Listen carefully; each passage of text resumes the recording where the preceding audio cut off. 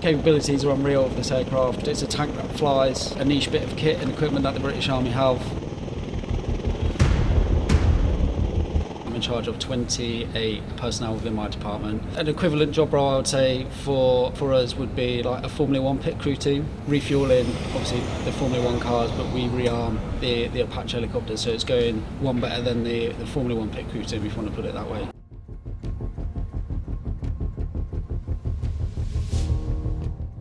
Yeah, so the aircraft won't move without ground crew personnel. Likewise, the aircraft won't move if we didn't have the correct REME aircraft technicians.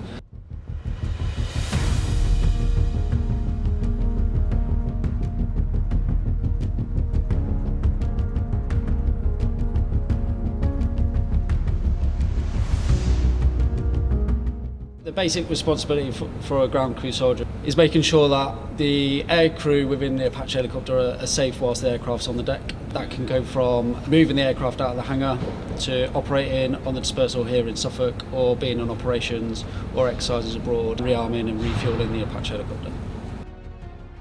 Wherever the aircraft is going to go or needs to go, then ground crew are a vital piece within the whole puzzle. Key thing to do the job well is making sure that everybody works as a team, knowing everybody's job roles, making sure that they're doing the job roles to the best of their ability.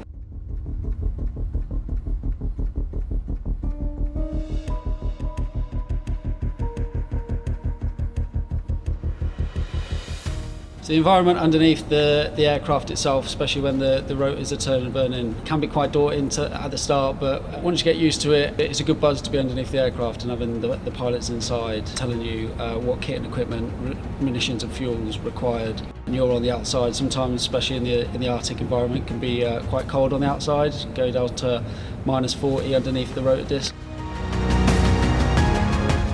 It is exciting, everyone gets a good buzz about it, and especially 656 Squadron. We have deployed on exercises on ship as well, so getting a buzz by being on a floating platform, working with the aircraft whilst on deck, and then noticing on the side of the ship is the ocean, is also quite daunting at the start.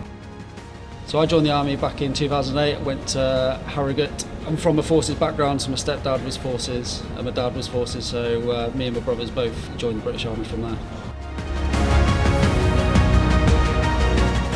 Like when you leave school, you'll always remember your schoolmates for life, and it's the same with basic training. So you'll always remember your friends from basic training. They'll always be friends. Adventure training for the army is big. Skiing in Germany or in Sweden, I had the opportunity to be qualified as a kayaking instructor and a ski instructor, and that qualification I can transfer over to Civvy Street, so I can use that when I leave the army. I haven't paid anything towards the qualifications.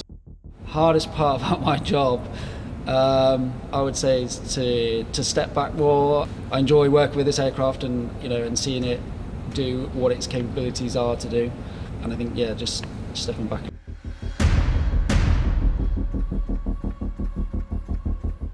As soon as you're past phase 1, your phase 2 is your trade training establishment. You go through a series of courses in order to operate safely with this aircraft. Working alongside Boeing, 3-week Apache course, and that, as I call it, sends you from zero to hero. From you not knowing anything to do with the Apache helicopter, and then on the end of the 3rd week, you being able to fully load the 30mm cannon underneath the aircraft with a team of 4.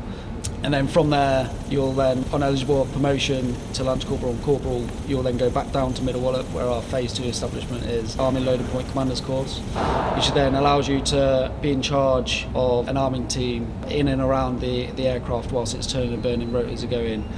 Ultimately, you're in charge of the aircraft as soon as it lands on a forward arm and refueling point as a corporal.